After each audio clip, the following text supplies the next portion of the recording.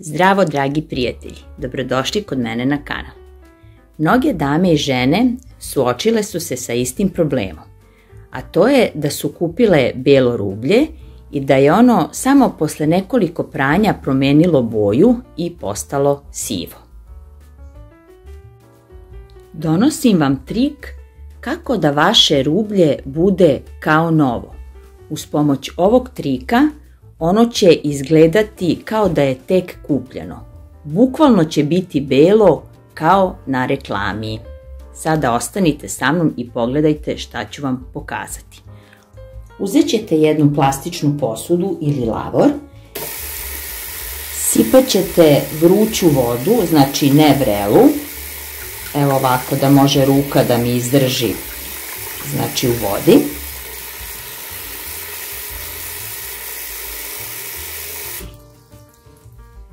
Potom ćete dodati 2 pune supene kašike soli.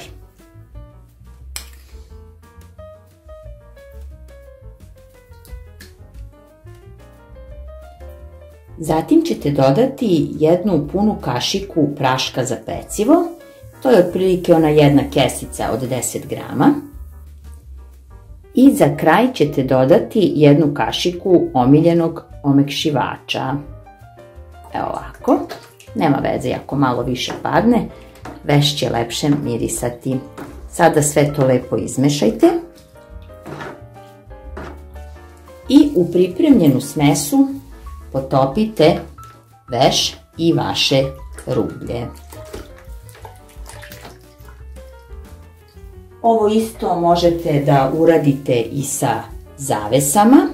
Evo vidite moja zavesa kako je siva. I nju ću potopiti. To možete da uradite znači i sa donjim vešom, pamučnim ili ščipkanim.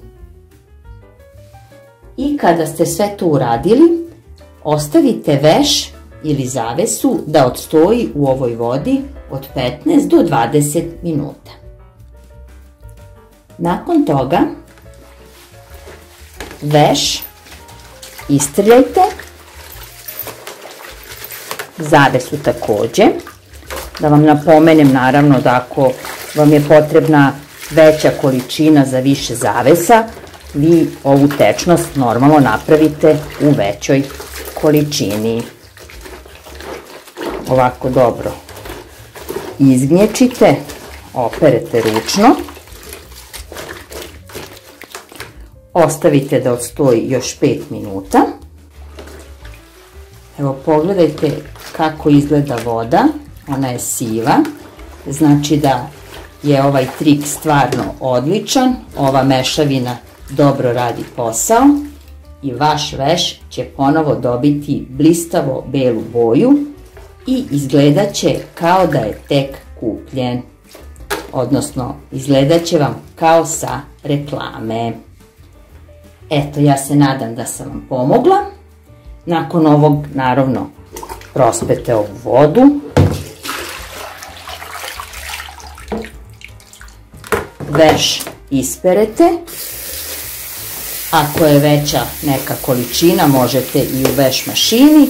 Ako je ovako mala, onda naravno ručno. Evo, drage moje, krajnji rezultat kada sam lepo isprala veš i odcedila ga. On je stvarno blistavo beo, kao da je tek sad kupljen i izgleda kao sa reklame. Ako vi imate neki savjet kako da vam veš bude beo, pišite mi, rado ću ga isprobati i poslušat ću vas. Do tada probajte ovaj moj pa mi javite utiske. Sve vas pozdravljam. Ćao!